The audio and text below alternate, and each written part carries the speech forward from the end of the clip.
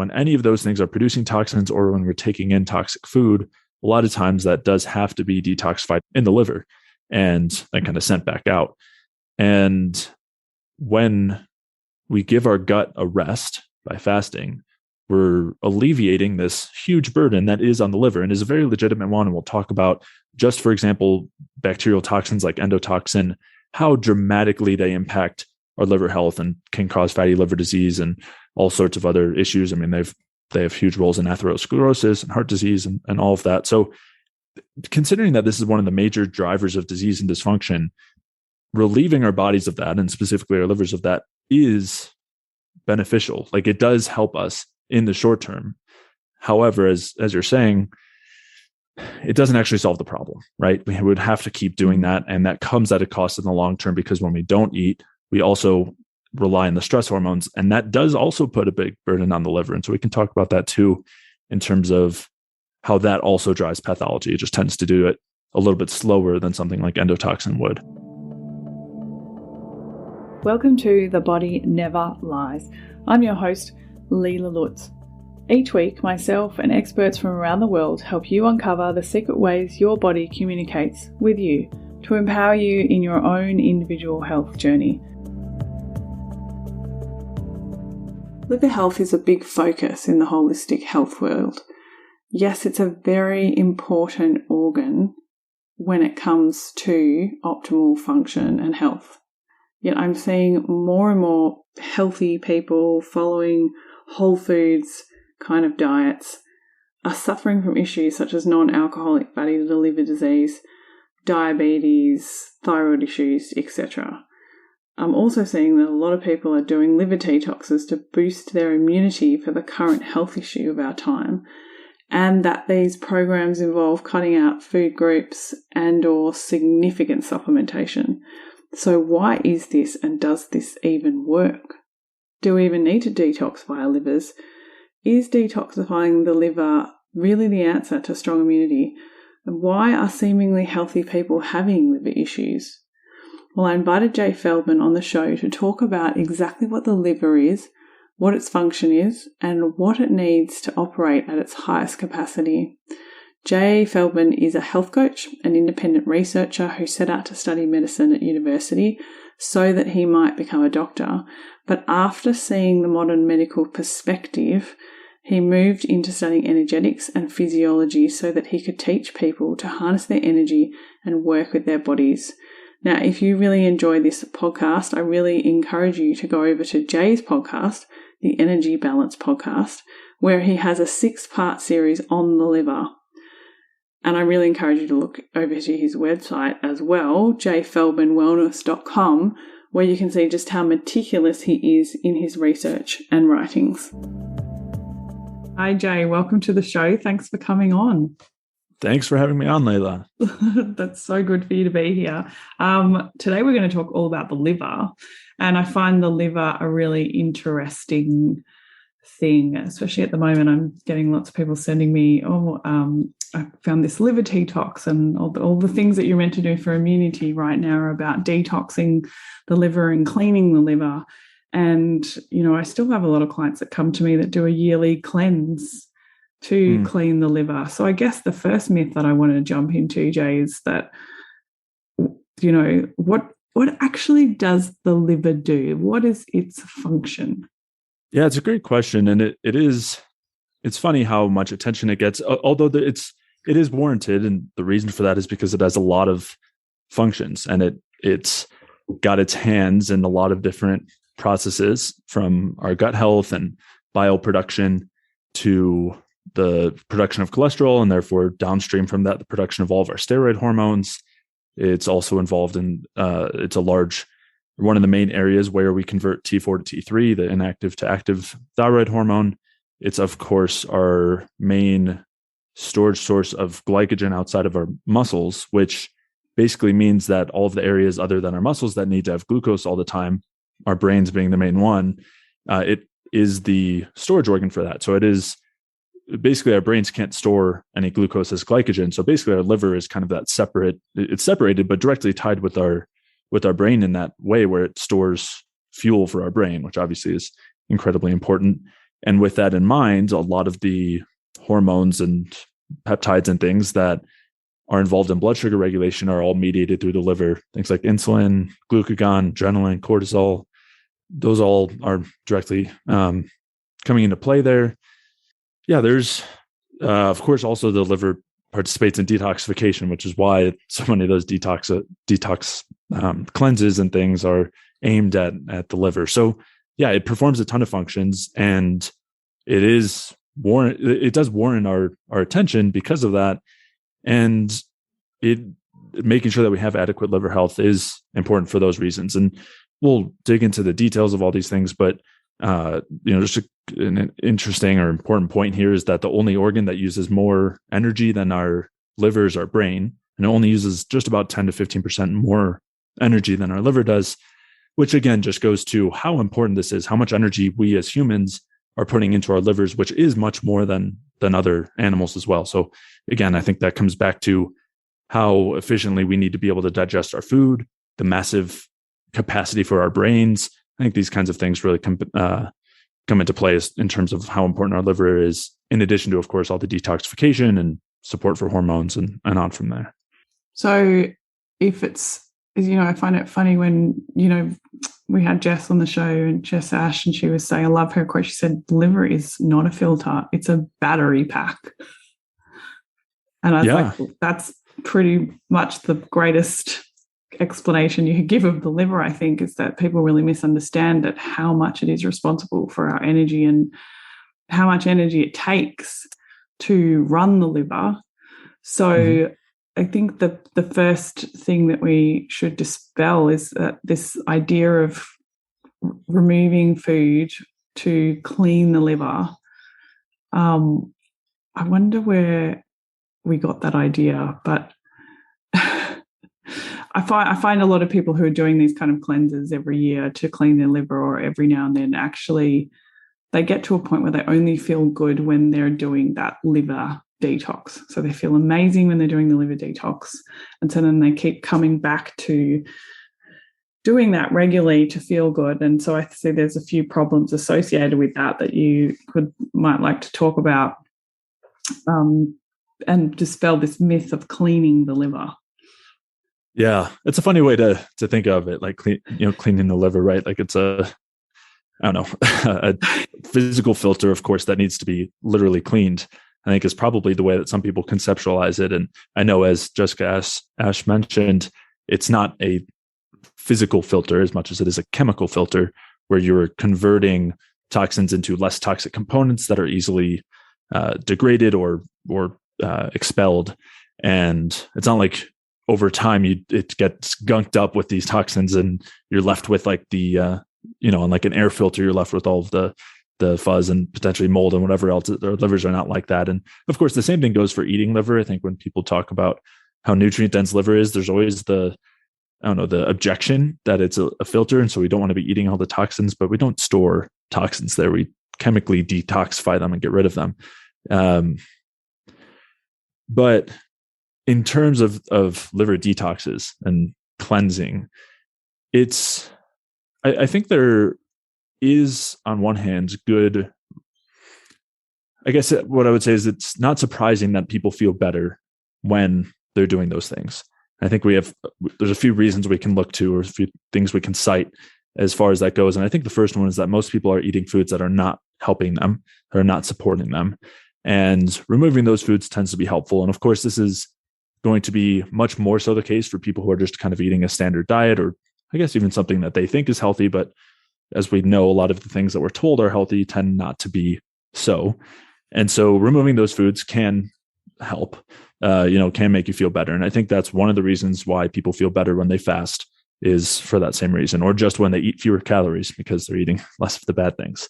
But there are some other, I guess you could say, more legitimate, or just some other reasons as well that I think we can consider. And one is the impact of our gut health and how directly that's tied with our liver. So our gut is, of course, the area that we're absorbing a lot of nutrients, but it's also a major source of potentially toxic compounds, both from the foods that we're taking in and also from bacteria and fungi that can be living in our guts, possibly parasites as well. And when any of those things are producing toxins or when we're taking in toxic food, a lot of times that does have to be detoxified in the liver and then kind of sent back out. And when we give our gut a rest by fasting, we're alleviating this huge burden that is on the liver and is a very legitimate one. And we'll talk about, just for example, bacterial toxins like endotoxin, how dramatically they impact our liver health and can cause fatty liver disease and all sorts of other issues. I mean, they have huge roles in atherosclerosis and heart disease and all of that. So considering that this is one of the major drivers of disease and dysfunction, relieving our bodies of that, and specifically our livers of that, is beneficial. Like, it does help us in the short term. However, as you're saying, it doesn't actually solve the problem, right? We would have to keep doing that. And that comes at a cost in the long term, because when we don't eat, we also rely on the stress hormones. And that does also put a big burden on the liver. And so we can talk about that too, in terms of how that also drives pathology. It just tends to do it a little bit slower than something like endotoxin would. So in terms of, just to kind of circle back, big picture, these detoxes can help in the short term. They can help relieve your liver of some of the burden from gut toxins and things like that. But long term, they're certainly not a great solution. And there's also much better ways that we can do that, much better ways that we can support our liver health and relieve ourselves of the burden of endotoxin, among other things, without any stress, without causing any basically damage both in our liver and elsewhere. Mm-hmm. Well, I think what would be really good is for people to understand how the liver works. And I think the biggest misconception is that I've seen with clients, and you let me know if it's something else, is understanding the relationship between sugar, carbohydrates, and the liver, and maintaining adequate blood sugar. And most people have this association with removing sugar from their diet to help their liver, or having low carb to help their liver. Could you explain how carbohydrates work with the liver? Yeah. So that misconception is really pervasive, right? And a lot of times they point to fructose specifically, that when you eat fructose, it's going to put a burden on your liver, but more specifically cause inflammation and cause the production of fat in the liver, which I think we would agree is not the best thing. But there's a lot of reasons why that doesn't actually happen when we just generally consume healthy carbohydrates. And a lot of the research that's pointed at in terms of how fructose is supposed to be this poison for our liver is faulty, to say the least. Like the research that they're looking at is not relevant to us as humans. And there's a lot of confounding factors there that really, again, confound this idea. And really, when we look through them and kind of dig through those pieces, will dispel this idea, really dispels this idea that fructose is going to drive inflammation and fat in the liver. And so one of the first things that you'll hear, just very surface level arguments, is that we know that toxins get detoxified in the liver, and we know that fructose goes more directly to the liver as opposed to something like glucose. And so that's a sign that fructose must be a toxin as well, right? Our liver has to detoxify the fructose just like it detoxifies alcohol and endotoxin and whatever else. But as we'll dig into here, you tend to see juxtaposing effects, really opposite effects between what happens when you take up fructose in the liver versus when you take up something that's actually toxic. So as an example, anytime you're seeing liver dysfunction, whether it's due to endotoxin or polyunsaturated fats or whatever stress we're under, if you add alcohol to that, that's going to drive fatty liver disease further and create a very intense disease and inflammation process in the liver. Now, on the other hand, when you're adding in adequate fructose, you don't see that. So kind of a more concrete example here is that fructose will actually double the detoxification of alcohol. So you take alcohol in, it gets detoxified by the liver. If you add fructose or take fructose in when you're taking in alcohol, it'll double the detoxification rate, which is not something that would happen if you were adding in an actual toxin there. And this is, I don't know if you've discussed this, I don't know if you've talked about alcohol, but this is why in a lot of the repeats for your people will talk about making sure to have enough carbs and specifically fructose with your alcohol, because it helps to protect the liver from the inflammation and damaging processes from the alcohol and helps to detoxify it. So yeah, it does not behave like a toxin would just because it's going to the liver. And then the next piece here is this idea that when we do take in fructose and it does go to the liver, it's just going to cause a ton of inflammation and create a bunch of fat, and that's going to drive fatty liver. But this is really only something that you see in rats that are given really unhealthy diets and are given ridiculous dosages and ridiculous administration of fructose. So the first kind of piece that we have here is just looking at research in rats. And so rats, I kind of alluded to this earlier, is that we as humans have really big brains, and our liver is like that, like a battery pack that stores fuel, not only for our brain, but also for the rest of our bodies, but largely for our brain. And so because we have brains that have a really great capacity, our livers have a really great capacity for handling carbohydrates, and specifically fructose, storing them as glycogen, and then releasing those later on for our brain. On the other hand, rats do not. So a rat brain, even just percentage-wise, of course, if we consider a rat versus human brain uses way more fuel, way more energy. But even percentage-wise, a rat's brain uses as much as 5 to 6 times less energy compared to our brains. In terms of a percentage, we're normally 20 to 25%, and rats are like 3 to 4%. So it could even be 7 or 8 times less. And so with that in mind, rat livers do not have to have anywhere near the capacity for handling fructose that human livers do. So when you give a rat liver fructose, it's way more likely to convert it to fat and create inflammation than a human liver. For a human, we can handle a ton, hundreds and hundreds of grams of fructose before, and store it as glycogen, use it to produce energy, release it out as glucose for the rest of the body, way before we're creating any inflammation or producing any significant amount of fat. Whereas with rat livers, they're going to do that way, way quicker. And so that's one of the main reasons why we just can't be extrapolating all this rat research to humans. And I'm not sure if you're familiar with Dr. Lustig, but Dr. Robert Lustig was one of the main anti-fructose crusaders, and talks about how we need to be, I think he's been one of the main proponents of the sugar tax. And so about how we need to be changing everyone's behavior through taxation so that people stop eating so much sugar and damaging their livers and becoming obese, even though the research that he's citing for this is all based on these sorts of rat studies where, yes, rats are going to produce fat from fructose, but there's a huge difference between rat and human livers, which is acknowledged in the research also. This isn't controversial per se. There's research looking at the difference between enzymes in human and rat livers and our capacities for handling carbohydrates. And it's acknowledged that we really can't be extrapolating between the two. So that's one of those main problems. There's a couple others, but in terms of PUFA and endotoxin that we can touch on, but I'll let you interject first if you'd like. Well, I think it's important to mention here because people do go, well, there is a lot of sugar in the standard American diet, and which is the problem for the obesity. And, we pretty much follow the standard American diet in Australia, so they should just call it the worldwide Western diet, probably, because I'm sure they follow it in the UK as well. But it's not, and we can come back to this, but those foods are really high in sugar, but it's what else is in the food that's the problem, not the actual sugar itself. So because I can hear everybody listening going, but the standard American diet is full of sugar. So we'll come back to that.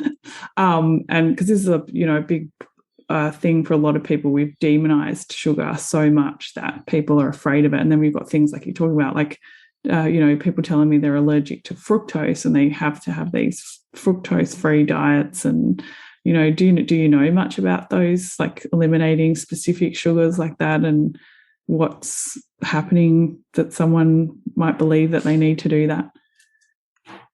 Yeah, I mean, there's. We were kind of talking about this earlier. There's a lot of reasons why someone might believe they might need to do that. I mean, there's a lot of there's various things that we can point our fingers at and blame for our issues, and fructose tends to be one of them. Now, there is an issue with fructose, which is that we don't absorb it all that well when we don't have it with glucose. So the particular way that we absorb glucose and fructose in our intestine works together. And so if we have an equal amount of glucose to fructose, normally it's not an issue at all, and we're able to absorb them both. But when there's an excess of fructose relative to glucose, sometimes that can be an issue, especially in people, they'll call it fructose malabsorption. And it's not particularly common and tends to be caused by other gut issues. Again, the sugar is rarely actually the issue. It does happen, but there's also a ton of carbohydrate sources from, including things that contain fructose, like fruit and honey, that really have about a 1-to-1 glucose to fructose ratio, or a very small amount more of fructose. And that's pretty rarely an issue. Now, when you're looking at research, again, looking at some of the fructose research, though, this is a confounding factor where, especially when they're looking at the rat studies, but also human studies, when they just give boluses, huge amounts of fructose on their own without glucose, we can't absorb that. We can't absorb it. Rats can't absorb it well either. And so what that ends up doing is getting carried farther down in the gut instead of getting absorbed, and feeding bacteria that end up producing a lot of endotoxin. And that endotoxin then drives inflammation systemically, but specifically in the liver as well, and drives fat production in the liver. So this is another one of those huge confounding variables where when you give either a rat or a human a huge amount of fructose on their own, it on its own, it is going to cause a lot of inflammation. It is going to cause damage. It is going to cause fat accumulation. But it's not because of the fructose. It's because it was given in a non-physiological, non-realistic dose without glucose, which is something that you never find naturally, and is part of why we don't absorb it very well. And they found that when they do this, if they and they'll do this in rats, if they give the rats an antibiotic and still give them a huge amount of fructose on its own, but that they don't absorb, it won't cause the same inflammation and damage and everything, because it doesn't have that same endotoxin production. So this is another one of those pieces, another one of those reasons why we don't need to be scared of fructose, and why all that the research that is potentially suggesting that is really not valid in any realistic sense. So interesting, that study. And I think we had another podcast that I encourage everybody to listen to, and looking at how research is actually done. And if you want to learn something, how you should approach reading the research. And, so these nuances, like humans not being comparable to rats, and, lots of fasting studies being done on men versus women, and college men instead of, 50-year-old working stressed men. And, the context is always super, super important. And then, and I guess it would make sense because a lot of those junk foods have high fructose corn syrup, those kinds of things. So the ratio, like you're saying, is out in terms of glucose and fructose. But what carbs, we talked about the liver being a storage unit for glucose. So we obviously, that would make sense to me that we need carbohydrate. And what you're saying is the issue is having specific carbohydrates on their own, right? And this comes back to the basics of the Krebs cycle, and looking at, so what kind of carbs do we need for the liver? How much carbohydrate do we need? And, how do we do that formula that we need to do? Yeah. So just to touch on the high fructose corn syrup piece real quick.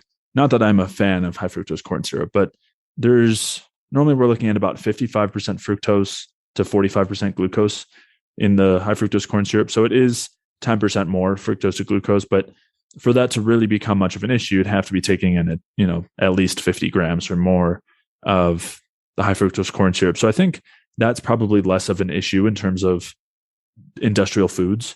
And I think rather we have issues like, of course, the polyunsaturated fats, highly processed grains and things like that. We also have a huge lack of nutrients that allow us to actually use something like fructose and allow us to use it to produce energy or store it properly, as opposed to converting something to fat, whether it's carb or fat.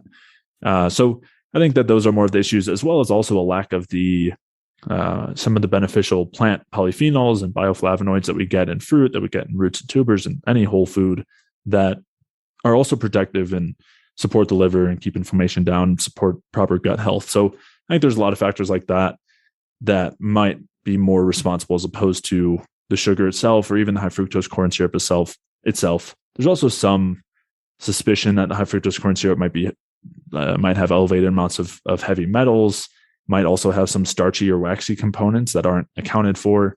So it's definitely still questionable. I would tend to lean away from it, but I think it's not just because of the fructose content. But in terms of our general carb needs or requirements and what's optimal, we definitely want to be getting enough carbohydrates in general to support liver health, to support our brain health, to keep our stress hormones down. And those things all go hand in hand. So when we don't take in enough carbohydrates, we're forced to raise our stress hormones to keep our blood sugar elevated, at least not too low. And we know that the stress hormones are involved in all sorts of damaging processes, including impaired liver health, but also virtually anything else you can come up with, from low thyroid to low reproductive hormones to brain fog to fatigue to impaired detoxification. Speaking of detox, all of those things are going to happen when we're in a state of elevated stress hormones. And so we want to make sure that we're taking in enough carbohydrates to keep the stress hormones to a minimum, which not only means having enough in a day, but having them spread out in a more balanced way throughout the day so that we're not going through periods of high stress hormones and then lower. And one of the ways that they've looked at determining carbohydrate requirements is actually by looking at what happens to the liver when we don't eat at all, when we fast. And so what they find is that when we fast and we're not getting enough carbohydrates, our liver is the source of gluconeogenesis, where we're producing carbohydrates from typically from protein at that point, but also from stored glycogen, depending on how much is left.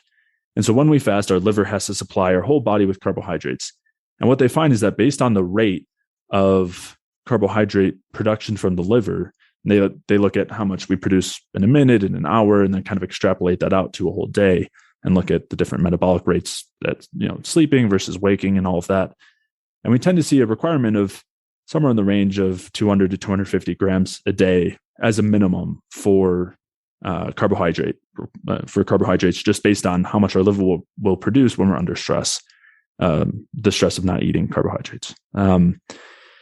So that would be, I would say, on the low end. And again, this is typically for someone who's average weight. They're normally looking at someone who's 150 to 160 pounds or so.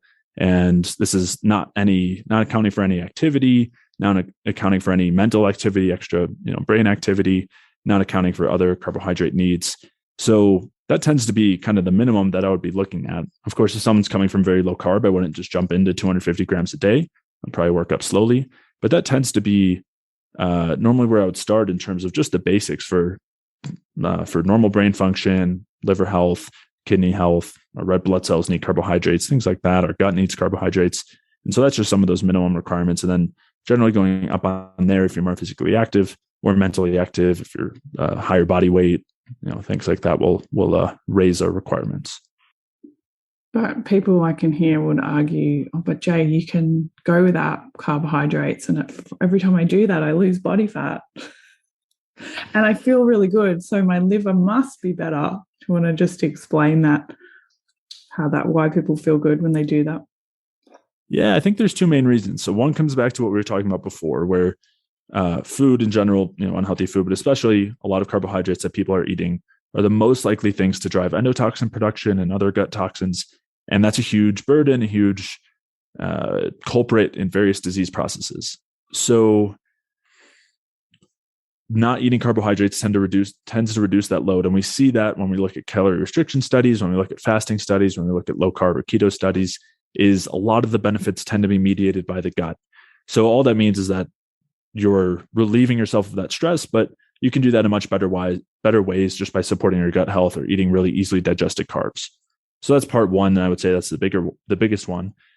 The second one would be the stress hormones, where when we're not in a high energetic state to begin with, a lot of times we'll need to rely on the stress hormones to feel like we have energy. So this is why a lot of people will go to a cup of coffee to get that energetic feeling, especially if they're having it black and having it without food, or doing it when they're fasted, things like that. And it feels good short term. You have the boost, you have the energy you need to get through your workout or get through your tough work day or whatever it is. But this is coming at the cost of our future. Basically, we end up borrowing resources from our future selves by dipping into these stress hormones. It's basically like taking out a loan from our future energy, where we're literally breaking ourselves down in order to supply that energy.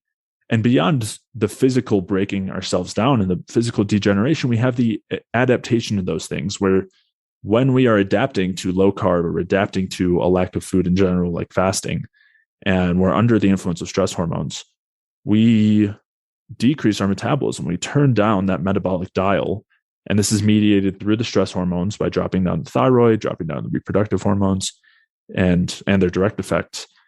We turn those things down because our bodies are recognizing basically that they don't have enough resources at any one time to be able to supply for the future. It's kind of like they're seeing the bank account go down and they don't want it to keep going down at the same rate. So they start using less and less, using less energy, storing up more fuel.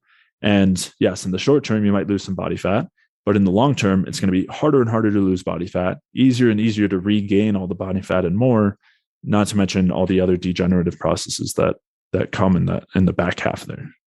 Yeah, I certainly see a lot of that with my clients, especially, giving up carbs for things like thyroid disease and there's just all kinds of things. And I think that comes from the concept of, well, I hope it does, from like you need to control blood sugar. But it's really funny that we have this idea that we need to take out sugar to be able to control our blood sugar.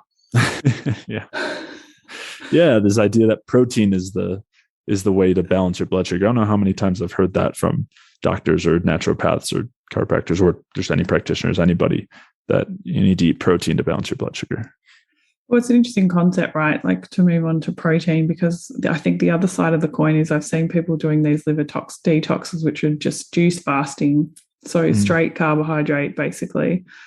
Or going vegetarian to clean their liver. I think there was, I don't know, when I was in my 20s, I think when I first got into the fitness industry, I tried everything, right? Like, yeah. So I think I did this liver detox, and there was hardly any meat. It was mostly brown rice and vegetables. And at some point there was chicken, and I was like, an angel came out of the sky holding my chicken for me at that point. But there's that other concept, isn't there? We're giving up meat is better for your liver.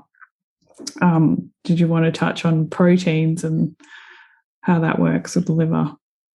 Yeah, so carbohydrates are essential for good health in general and liver health, and protein definitely is as well for a few reasons. So for one is a lot of the amino acids, and specifically the ones that we find in animal foods, and this includes methionine and cysteine, which we want some of, not too much, but we want some, but also the more anti-inflammatory ones like glycine. All of these play integral roles in all of the detoxification pathways, or at least, in the detoxification pathways in our liver. So if we actually want to be able to detoxify, we need to have enough of these amino acids. And these tend to be the ones that are much harder to get in non-animal sources. Not to mention that a lot of those vegetarian protein sources contain a lot of anti-nutrients that end up causing directly gut inflammation, but also sometimes will directly impair our ability to even digest and absorb the protein in the first place. So animal protein is definitely much more effective for getting enough amino acids to support liver detox. Not to mention that the other side of this is the export of fat from the liver. And in order to be able to do that, we need to have enough methionine and choline. And those are things that are going to be found in animal foods as well. So without enough of those, and this is one of the most reliable ways that you can cause fatty liver, is by feeding a rat a methionine and choline deficient diet. And then if you add PUFA on top of that, it makes it go from fatty liver to steatohepatitis, where you've got an inflamed fatty liver that then becomes cirrhotic and eventually cancerous. So the vegetarian or vegan, really the vegan approach of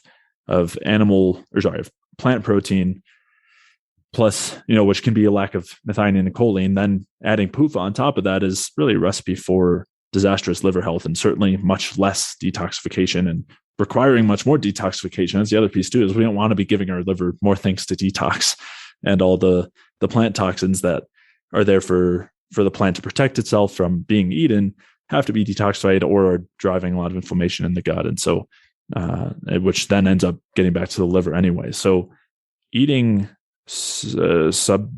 enough protein, especially from animal sources, is going to be incredibly important for liver health, just like having enough carbohydrates. And if we do that, circle back, I guess, to the gut, is people assume that meat is really hard on the gut and hard to digest, so they need to take out meat. But do you want to talk about how important protein is for the gut? Yeah, there's It's an interesting one. There's definitely a subset of people who struggle with protein digestion, with like meat digestion, and maybe they do better with chicken than red meat, or fish than chicken and red meat, and that does happen. I think it's definitely a minority of people, and it tends to be caused by low stomach acid or low bile production. The low bile production often being caused by poor liver health in the first place. So, in the case that someone is struggling to digest protein, then instead of, or I should say specifically animal protein, the solution is not just to avoid that food, but rather to support the digestion with substantial nutrients to supply enough stomach acid, or to trigger enough stomach acid production, or concentrate enough stomach acid. Same thing with bile.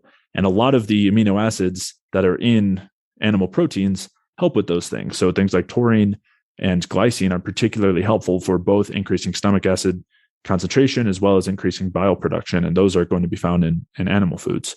So so there's a subset of people who might not digest the protein well, in which case I would work on the digestion and maybe avoid the animal protein, or reduce it, or have it in much smaller amounts for a period of time. But again, that's definitely the minority. And for people who are breaking down the animal protein well, it should be absorbed very quickly and easily in the small intestine.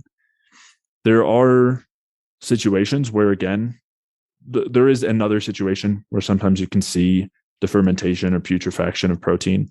And that tends to be when you're on a very low carbohydrate diet and eating a ton of protein. And that, again, that can cause gut issues, but this is resolved not by just not eating animal protein, but rather taking enough carbohydrates and not eating an excessively high protein diet, which again is not something we're saying that somebody should do. So as long as those boxes are checked, it really shouldn't be a problem. The protein intake or animal protein intake. And one other thing to add real quick in terms of animal protein is that also tends to be much higher in many of the bioavailable nutrients that we need for liver health and health in general. Everything from the fat soluble vitamins, which are, you're going to find in eggs and organ meats and dairy, as well as things like zinc and copper, selenium, a ton of different vitamins and minerals are going to be found in animal protein that you're really not going to find in substantial amounts, and especially not bioabsorbable or bioavailable or absorbable amounts in plant proteins. And I think everyone's so different, right? It's, for me, myself, I actually do really well with having red muscle meat for breakfast. Mm-hmm. And when I first learned about metabolic food, I was like, I should have fish and I should have, and I was literally so tired because I just need really dense protein. And I, even first thing in the morning, and it always strikes me as interesting how people are opposed to this. And I think it's because of cultural beliefs, upbringing, that sort of thing. Whereas in my culture, my mum grew up in Malaysia. It's quite normal for us to have muscle meat for breakfast. So it's just this, belief. The cereal thing for breakfast is very much a part of Western culture, not necessarily the best thing. And then you have people saying, I couldn't stomach meat in the morning. And I'm not saying go out and have a steak for breakfast, but it's really about logging and seeing what your individuality is. But I have found for people who were like me, that came from that really high adrenaline, like really high burn rate, high stress kind of physiology, that having muscle meat in the morning for breakfast is actually really grounding. And I don't have like a huge piece of steak. I have like a thumb-sized piece of slow-cooked lamb without any fat on it, or it's I think some people think that I just eat these big chunks of meat all day, every day. No, in relationship to the carbs on my plate, it's actually quite small. But, until I guess I just want to encourage people to actually do a food log and experiment, rather than to take something that they read on the internet or with their friends doing, or even going, every time I quit meat, I feel better, and going, well, what would really happen if I tuned in to myself and I shut myself off from all of the noise and the outside stuff going on? Because I have about 4 clients at the moment who have just started gotten past the mental thing about having meat for breakfast and are having meat for breakfast, and their temps and pulse after breakfast are now like perfect. Whereas they're really struggling in that morning piece. And I think it's really interesting when you're talking about taking meat out of your diet to try and help your liver. But one of the first key signs of the liver not functioning well is, I would say, low energy and energy fluctuating throughout the day. So yeah, I really encourage people to think differently and get over those cultural things. So, but what about liver? Because liver for the liver. Let's talk about the importance of liver for the liver, because it is, I think, I think it's probably the best superfood that there possibly is. Do you want to talk a little bit about liver and why it's so important for the liver? Yeah. And I will say also, I like having meat for breakfast, and, sometimes I lean more toward it than others. But yeah, I think a lot of people feel more stable with definitely a more solid breakfast like that. And I'll encourage people to sometimes try leftovers for breakfast. As you said, some people really are not a fan. There was a period, and I think that can change too, right? I think we can kind of get used to these things, and our digestion can adjust. I think having enough carbohydrates with it, as you said, is really important. I remember when I was following Charles Poliquin, this was a long time ago, over 10 years ago. Too. Yeah. Oh, you did? Yeah, I did. I had so many. Did you do oils. We'll come back to the fish oil. And did you do the meat and nut breakfast? Yeah. You did? Oh my God. So that was the worst. I could not stand the meat and nut breakfast, but I did it. I think part of it too, he was really a big fan of like gamey meats. You would talk about elk and venison and things, which I love when it's fresh, but we would get these like packaged gamey meats from the store, and they were super lean and just tough and dry. And so eating that first thing in the morning, just with nuts and obviously no carbs, was just awful. Just terrible. I was trying kangaroo, the Australian equivalent of game kangaroo, which is the same. It's just no fat on it whatsoever. And really quite dry. And you're like, I think I need to put butter all over this to eat this. Yeah. Fun times. But luckily we're both past that, right? Both past that. Yeah. Give me my potatoes and my OJ with my meat in the morning. Yeah. Yeah. But in terms of liver is, I do agree that I think liver is a superfood, and just so happens, of course, not coincidentally, to have all of the nutrients that are incredibly important to our liver, including a ton of B vitamins, a lot of vitamin A, a lot of copper. And with that in mind, eating liver, I think on a regular basis tends to be very supportive.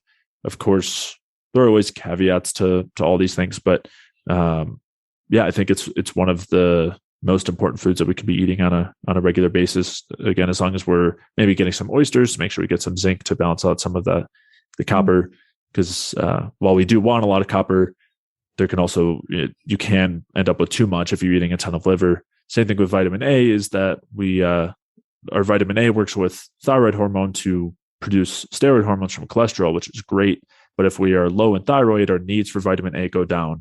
And because of that, if we have a ton of vitamin A and we're not using it, it acts as a signal of low thyroid activity. And so that can be semi-stressful as well. So again, we always want to be comparing these things with our own context, with where we're at, in this case, in terms of things like thyroid health, zinc status. But I think liver's one of the best foods. Yeah. And if you don't like eating it, you can just get the capsules, which most of my clients do.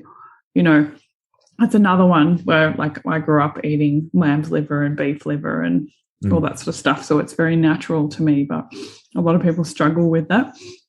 And you can give it to your kids. Like, I gave my daughter liver in her egg yolk when she was very small, and she's 4, and she will literally pick the liver out of her food and go, liver, and eat it by herself. And my husband's like, oh my God. So I think it's definitely like something that you become accustomed to. But coming back to blood sugar, I think people, now that we've learned about protein and carbs, I think that it's important to talk to people about how we use food to balance blood sugar rather than take out sugar. because it's going to give us high blood sugar, and how important that is to the function of the liver. Do you want to explain that a little bit? Yeah, so I think blood sugar is one of those central foundational pieces to our health. And the reason for that is because this is the distribution of our fuel. When our blood sugar goes too low, if we did not have a ton of adaptive mechanisms keeping it in a good range, we would die because our brain would not have, again, it doesn't have any storage of fuel itself, so it would not have any glucose and it would not be able to function, and neither would we.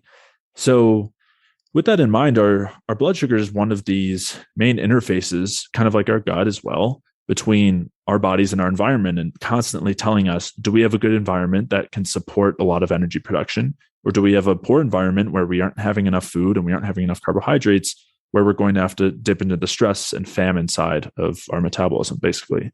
So yeah, I think the regulation of our blood sugar is really central. And of course, is going to affect our liver because our liver is relatively central in terms of overall health, and just kind of ranking organ health, I suppose, if you want to do it that way. But yeah, in order to maintain a healthy blood sugar, I know we were talking about this earlier, people just say you need to eat protein. And if you're looking at a blood sugar graph and you're trying to keep it as stable as possible, one of the best ways to do that is to not eat for a long time, or to just eat protein or fat and to not eat any carbohydrates. And it's true, you won't see much of a fluctuation there for the most part. The reason for that is because all of the carbohydrate that's going into the liver is being supplied by stress hormones, either cortisol, adrenaline, or glucagon. And while that works, it keeps your blood sugar stable, it's not the kind of stability that we want, because it's entirely reliant on the stress hormones that we want to keep down. And that's going to force us into that stress and famine state and turn down that metabolic dial.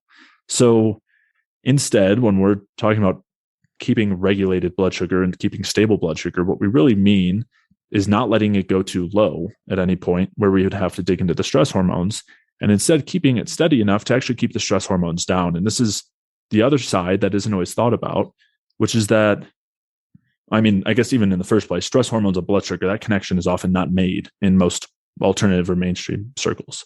Where if our blood sugar drops, our stress hormones go up. And that's really the main kind of middleman between those two things. Our stress hormones are really tied to our energy, but when we have low energy, we see low blood sugar because we have low fuel.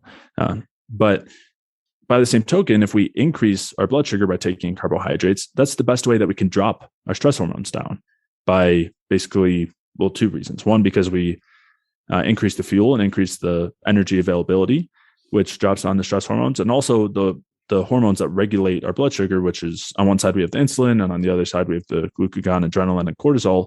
Those oppose each other. So when you have some insulin, that's one of the best ways to keep those stress hormones down.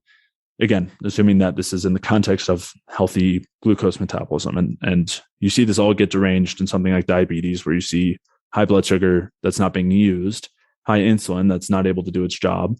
And then you also see high stress hormones because you still have low energy. And I can break that down more. I know this is kind of probably throwing a lot of things out all at once, but to try to bring it full circle and to try to kind of come back to the broader context, is we want to be keeping stable blood sugar throughout the day to keep our stress hormones down, maximize our metabolism, the amount of energy we can produce. And the best way we can do this is by having some amount of carbohydrate with every meal, and making sure to have enough carbohydrate anytime we have protein, because protein will keep our blood sugar down. It triggers the release of insulin, and that causes the blood sugar to come down. So we want to make sure that we have enough carbohydrate to balance out that protein. Normally, people will say about 2-to-1 ratio of carbs to protein is adequate. Sometimes you can get by with a little bit less, depending on maybe if you're having enough fat with the meal. But that's kind of a good rule of thumb, is that we want to be doubling our protein intake with carbohydrates and eating them consistently throughout the day. So when we start to hit that point where we're feeling hungry, we're feeling low, maybe we're starting to flush, or that kind of flush and get warm, maybe fatigued or having trouble focusing, that's a sign that our blood sugar is coming down, and we want to get some more fuel in to help to keep it steady and prevent that drop. And of course, there are more intricacies here. We want to make sure that we're using the carbs we're taking in well, but that's kind of a secondary piece. The most important thing here is that we're getting enough carbohydrates in consistently throughout the day to help keep those stress hormones down. And that also helps to keep our liver happy and filled with glycogen, and not having to dip into gluconeogenesis or dipping into fat oxidation excessively, which are all things that tend to go along with liver pathology when we look at fatty liver disease and on from there. So yeah, I guess I'll leave it there for the moment. How would you, so I think it's always interesting to talk about how you and I would monitor a client's blood sugar, because I think people think of getting the little blood sugar thing and pricking their finger and I actually did that as an experiment, and it wasn't actually very telling compared to using something like temperature and pulse. So, I mean, I find this really helpful, and I'm sure you do too with your clients. And I'd love you to explain the mechanism if you could, because people are so attached to feeling good on their stress hormones, that they don't actually know that they're in a low blood sugar state and they've released stress hormones. Do you use temperature and pulse with your clients, yourself, or? Yeah. So normally if someone's eating low carb or keto or carnivore, they're not getting much carbs in, or they're fasting, you can pretty much rely on the fact that they're going to be running on stress hormones. And as you're saying, people feel good. They feel stable when they do that. And you'll also tend to see low temperature and low pulse, because those are indicators of our overall metabolic rate. When our metabolism works well, we're warm and our body temperature is up. And we also need to transport a lot of nutrients through our blood, so our heart rate stays up relatively. Of course, we don't want it super elevated, which can be a sign of adrenaline or other issues. But so yeah, having adequate temperature and pulse are indicative of those things. But in terms of when someone's not on a low carb diet and they're not in that stable stress state, there's going to be fluctuation, and you can see some of that temperature and pulse. But I prefer to have people really learn to, I try to teach people to tune in to the different feelings of that are associated with blood sugar, and the highs and lows, but really mostly the lows. And I think this is something that we miss, of course, between whether it's just due to all of the tracking or it's just something we were never taught. But I think people don't realize how much, especially blood sugar, but also just what they eat and what they do, affects how they feel. And so you can really tune into how that feels in terms of blood sugar, where you might notice that if you eat, especially a smaller meal, 2, 3, or 4 hours later, you're going to, again, start to feel a little hungry and have cravings for carbohydrates. You might start to lose some focus. Again, you might start to flush and get really warm and in kind of like a hot flash sort of way. Those would be some of the main ones, but there are certainly others. Cold hands and feet, or cold nose is another one. These are all signs of starting to dip into the stress hormones, and the fact that that someone's blood sugar might be down or low. And it's also a sign to eat, right? That's why we naturally have cravings and hunger at that point, is to eat. And so I think if we're really tuned into that, we can determine our eating schedule and how much we need to eat and when we need to eat based on how we feel. And so I think that's really one of the best ways to keep stable blood sugar throughout the day, is listening to those cues and then kind of getting into a regular routine with it. And also keeping in mind that relationship between stress and physiological stress, like, adrenaline, cortisol, things like that, and blood sugar, where if we're using a lot of energy as well, whether we're working out or we're having a mentally stimulating conversation or doing something, we're at work and using our brains a lot for that, that's going to increase the uses of our fuel much faster and can lead to those feelings sooner, that feeling of low blood sugar sooner. And so if we eat at that time, we can actually oppose the stress and immediately feel better in terms of our focus, in terms of our mood. A lot of people talk about feeling hangry, and that's what this is the influence of stress hormones when our blood sugar is dropping.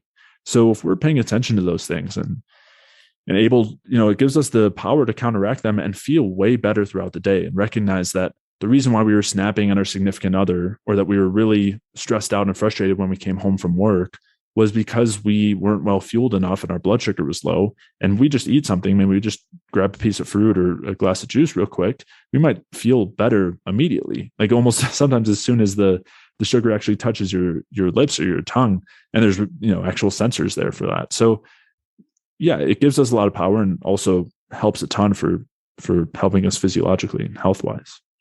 Yeah, I think that's a really important piece for people to focus on, and something that I really notice with a lot of women that I have worked with who have done a lot of fasting or accidentally fast, and on top of this are doing a lot of training and is just looking at their anxiety levels and their ability to cope with day-to-day stress. And these women are really have this low tolerance for day-to-day life stress. And I'm not saying that having kids is not stressful. I mean, sometimes I'm just like, please just stop talking just for 2 minutes. Please, just 2 minutes.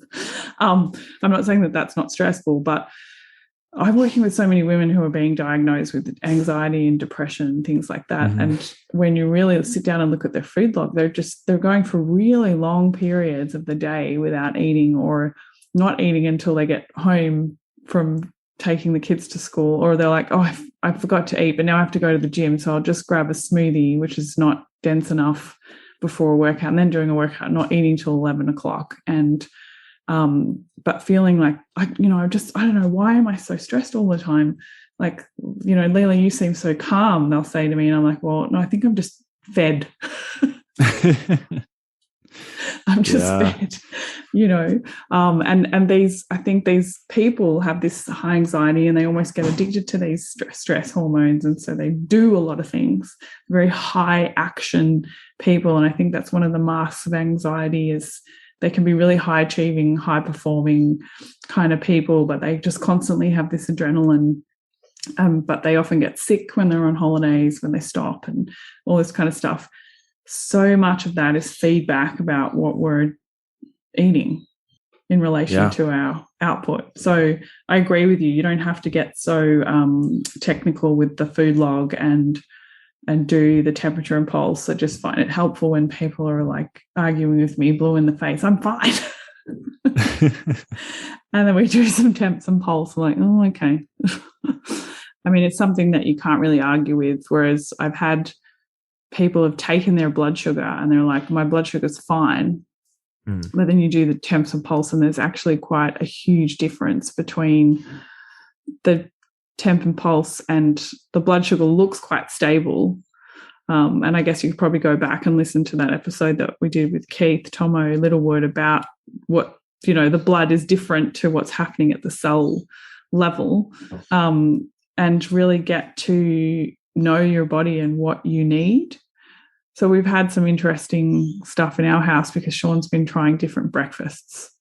And I wonder if you can talk about this, because he's really looking at why he gets angry at certain points of the day. And I'm super proud of him, actually. He's been doing some breath work and looking into anger and stuff. But he's really starting to look at the connection of food. And so one of the things I noticed with Sean is he really likes meat. And I personally think that, can't tell your partner this, they have to come to this awakening themselves, that he eats too much fat. So, and I've seen this with my staff before, where they would, we would have lunch together, and then after lunch they would just want to sleep, or we'd be in a meeting and they'd be so snappy. And what I notice is this high fat. And, people will say in Chinese medicine or other kind of spiritual things that anger is an emotion of the liver. And so you'll see people have these high-fat meals and get really angry. Do you want to talk a little bit on the science of fats and that kind of liver response? Yeah, I think so. One thing we definitely want to consider is that carb to protein ratio, right? Or if someone's having a largely protein and fat-based meal, they're tending not to get those carbs in. And so when you have too much protein coming in, the protein does stimulate insulin just like glucose does. But if you don't have enough carbs coming in at the same time, it'll drop our blood sugar down and trigger those stress hormones. So that would be the part one, of course, is making sure to get enough of those carbs in. In terms of fat, there's, the amount of fat that we need tends to really vary between people. And our ability to digest fat varies between people as well. I think some people will feel a lot more stable when they do get at least, let's say, 30% of their calories from fat. They're able to go longer between meals. They feel more stable. They're much better. And other people, when they're at that range, they feel like they struggle and they actually feel heavier and slower, and they feel much better when they've got lower fat intake, maybe closer to 20%. And I think, again, part of it can come back to digestion. Part of it can come back to how sensitive you are to glucose, right? How I don't like putting it in terms of sensitivity, but how well you metabolize glucose. I think part of it can also come back to how much muscle mass do you have, right? Our muscle mass or our muscles require fat for them to be able to function at rest. Normally, fat is their main fuel, and that's fine. They don't need any more energy when they're resting. So if you have more muscle mass, you might need more fat intake to feel stable between meals. Whereas if you have a low fat meal, you might run through that glucose so fast because you have a lot of muscle mass that you dip pretty quickly. And so the fat can help with stability. Whereas again, on the other side, if you don't have as much fat mass, if you don't have as much muscle mass, you might have less of a need for fat intake. So there are a few different variables there that can all come into play.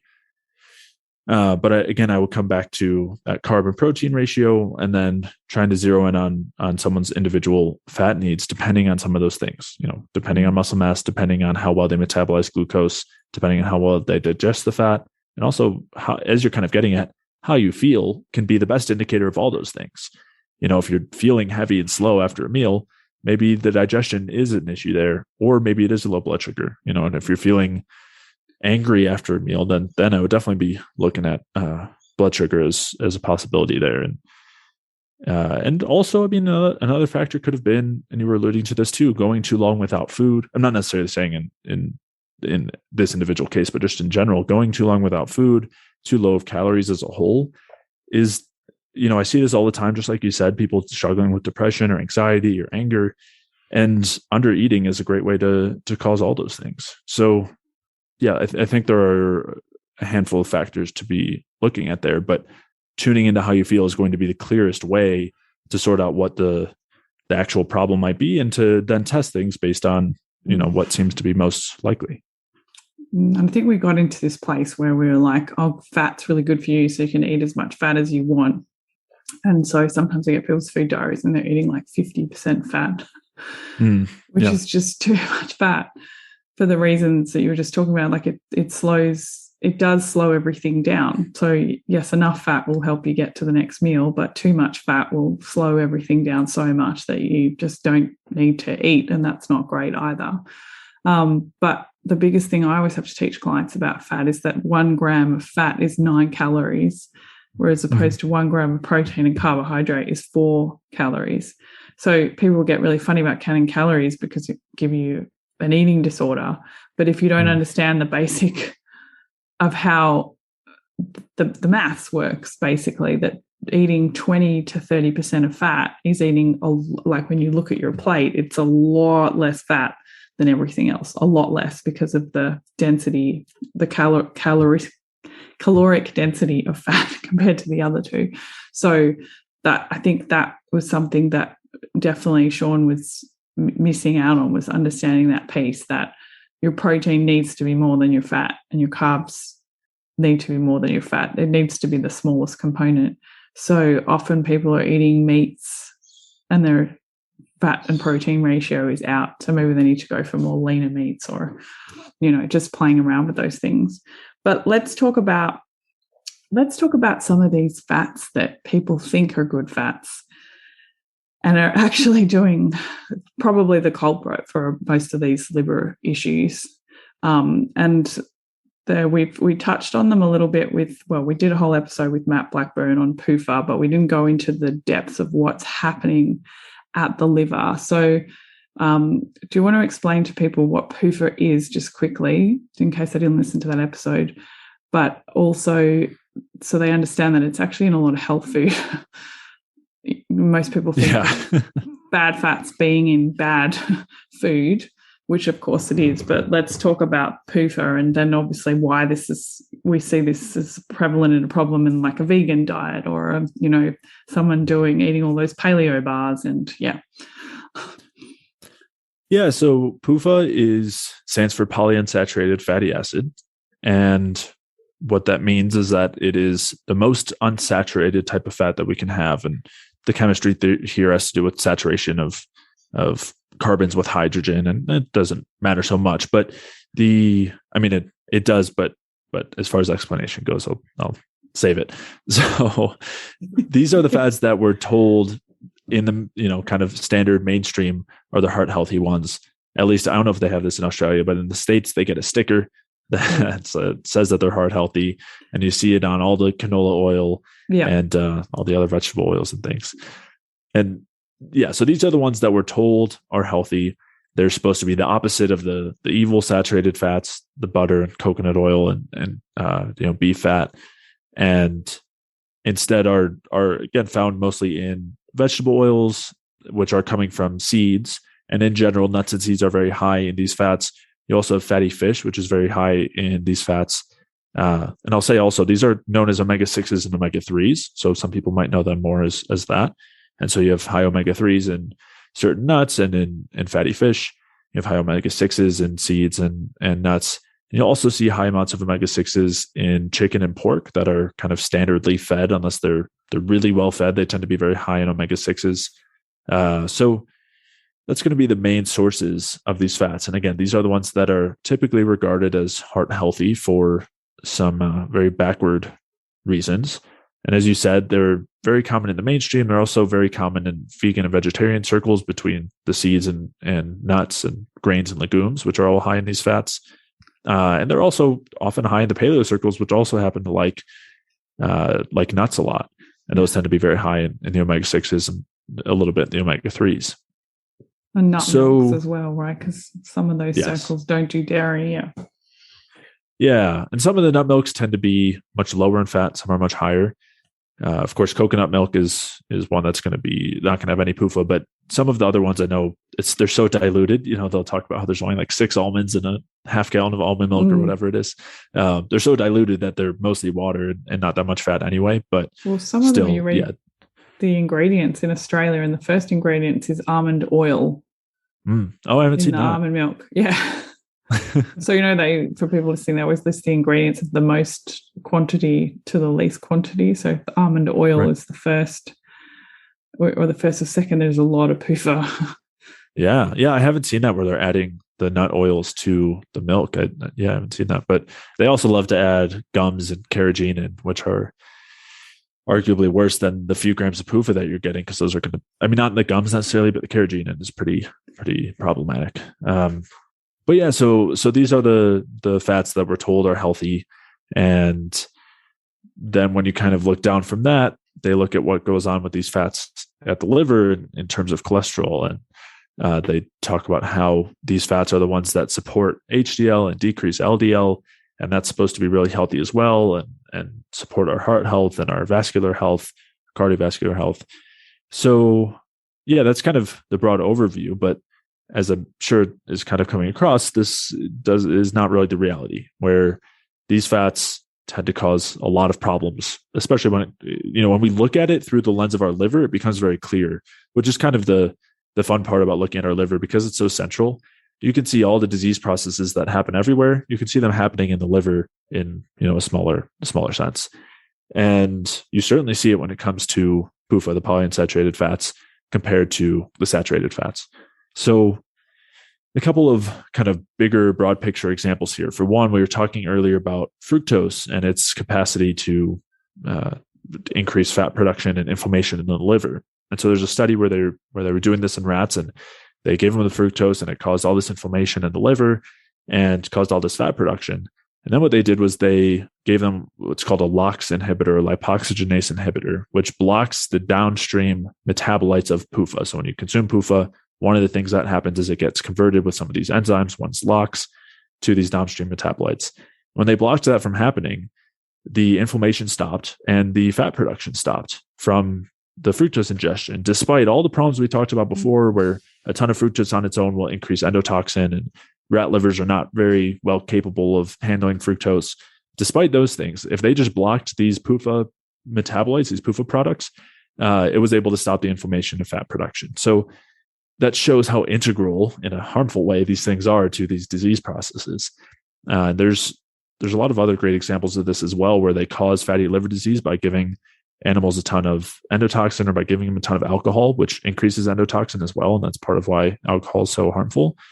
And when they do that and then add saturated fats, it actually leads to a much healthier liver that is not going through oxidative stress. It's not inflamed. It's not becoming cirrhotic and cancerous. Whereas when they give them polyunsaturated fats, it actually drives the disease processes. And instead of just getting a fatty liver, you get a highly inflamed liver that then goes through liver cirrhosis, which is a more severe case of fatty liver disease, and then potentially to cancer as well. So what you really tend to see here is that the PUFA will amplify these disease processes and make them way worse and contribute to them, whereas the saturated fats are protective against them. And there's a handful of reasons for this. I already kind of mentioned one, which is those metabolites, that what they do is they amplify inflammation. So any inflammation that's there, they make it that much worse. But they do a few other things as well. So one of the things that's cited for PUFA being beneficial is that they decrease LDL and can increase HDL. But what's not often talked about is the way that they do this. So when you look at the mechanisms of how the polyunsaturated fats are doing this, is they're actually directly causing oxidative stress inside of what's called the endoplasmic reticulum of the cell. And that's where there's a certain protein that's made called ApoB. And ApoB is necessary for LDL production. So what the polyunsaturated fats do is they basically stress the cell, damage the cell so that it can't produce this ApoB and it can't produce the LDL. And that's how it lowers LDL. So, and they actually then find that if you give vitamin E, it protects against this. And so if you have the polyunsaturated fats, but you add vitamin E, you're still able to produce the LDL. And this is a whole other topic as far as why LDL is not the bad guy. And instead it's got a lot of protective effects. We need it for our immune system function. We need it to transport fats and cholesterol to our tissues so that they can produce our steroid hormones and on from there. And so the way that the polyunsaturated fats are doing this supposedly heart healthy thing is by causing damage and stress inside of the liver cells. So that's another piece here. And there's a handful of others. If you want, we can dig into some of the other factors here as far as PUFA and the liver and how not healthy it is. Not healthy. I know it's a really big one, right? It's something that, because fish oil, for instance, is one of the big PUFAs, and it's still being promoted. Like I've got people I've met recently with Parkinson's and Alzheimer's, and like being told by their doctor to take tons of fish oil, and you and I both did the Poliquin, so you can imagine how if you really did Poliquin, you did a lot of fish oil. Luckily, I didn't follow that to a T. I did the meat nut breakfast. I just took a bit of fish oil, not too much. I didn't take too much either because I was just like, this is a lot of tablets. It's a lot. I just can't commit to this many tablets. But it was part of the mold protocol. They were suggesting a lot of fish oil as well. So there's all these kind of healthy, I'm saying in air quotes, protocols where fish oil is a big part of it, and it's actually causing a lot of damage to the liver and then our blood sugar. And I guess it's, I really want to talk about how this drives this diabetic state, because people are getting type 2 diabetes and they're being told that they need to quit sugar and go on metformin. So how does this polyunsaturated fat, and this is what comes back to earlier in the episode, Jay and I were talking about sugar being blamed in the standard American diet, where this is actually what is the cause in the standard American diet of these diabetic issues and obesity issues and liver issues, is the PUFA. And then you have it, with people who are doing, paleo, and they're doing all this CrossFit and they're eating all these bars that are just mostly fat from nuts. And they're coming in and saying, I've got non-alcoholic fatty liver disease, but all I eat is meat and fruit and nuts and, vegetables. How do I have non-alcoholic fatty liver disease? Do you want to explain the process there? I think that's probably the big one that people need to know about. Yeah. And then we can talk about the diabetes second. Yeah. They go hand in hand. It's really the same mechanisms, just one's on the small scale of what's happening in the liver, and then one's on the large scale. So as I was talking about, the PUFA they do decrease LDL. And when we're talking about fatty liver, what we have is on one hand an accumulation of fat. We'll come to that, I guess, in a second. But we also have the export of fat. And so if either of those sides are not going well, where either you're producing too much fat in your liver or you're not able to export it out to the rest of the tissues, if you can't do either of those things, or either you're producing too much or you can't export it, you're going to develop fatty liver. And PUFA works on both sides. So on the export side, as I was just saying, because of the oxidative stress that's caused, PUFA reduces our LDL, which is the way that we export fat from the liver, specifically the VLDL. So when we have that PUFA intake, we're actually preventing our livers from exporting fat to the rest of our tissues, which not only is incredibly vital for our immune system and our hormonal health, but then also will contribute to the fatty liver disease pathology. And again, it's doing that by driving the oxidative stress and inflammation, which is preventing the production of that one protein, the ApoB, which is needed for the fat export through VLDL. So that's how it affects the export side. And then as far as the fat accumulation or production side, there's a few ways that PUFA likes to encourage us to produce fat, specifically in our livers. So there's a couple factors. One I mentioned earlier was the PUFA metabolites, right? So those amplify inflammation.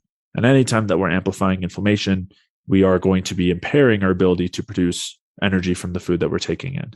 So that's, I tend to look at that one kind of in a secondary or tertiary lens, but that is part of it, right? And we saw that when we, from that fructose study. So you take fructose plus the PUFA, you have fat production. You take away the PUFA, you don't have the fat production. So we see it very clearly there. And that's just because of the metabolites, but there's a couple other things going on with PUFA as well. So one of those is that PUFA will be integrated into the structure of the cells. And we didn't talk about this as much, but PUFA is very unstable. And this is why it tends to be a liquid at room temperature instead of a solid.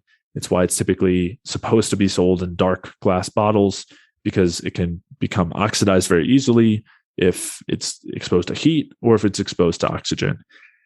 And with that in mind, so with that instability, we've got two things. So one is that same instability occurs in our bodies, right? We have oxygen in our bodies and we have heat in our bodies.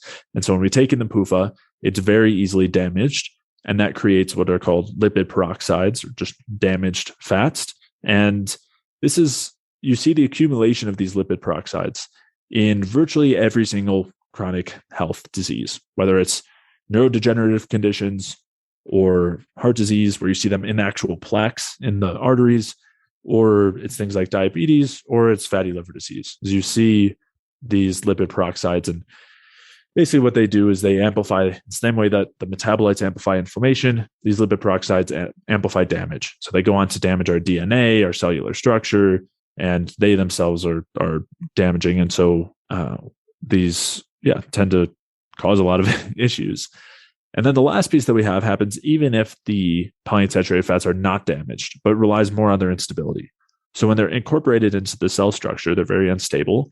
And we have to use fats more or less to produce energy. It makes up what's called the mitochondrial membrane, and especially the inner mitochondrial membrane. And so there are fats in all of the quote unquote membranes, but in the inner mitochondrial membrane is where this is going on.